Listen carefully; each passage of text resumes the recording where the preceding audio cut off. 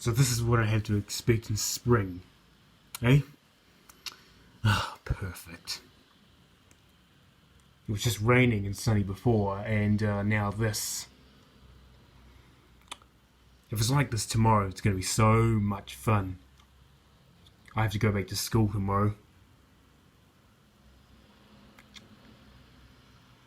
Yeah, I noticed all the tire tracks on the road. A truck literally just came skidding down the road down there. It was kind of funny.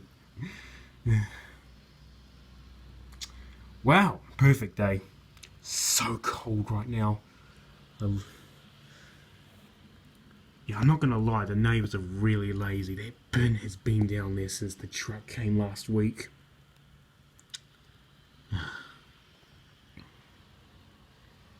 Historical landmark down there. St. Mary's Basilica Church. One of the oldest church buildings in my city. But anyway, perfect day. About 20 minutes ago it just started hailing hard. Wow.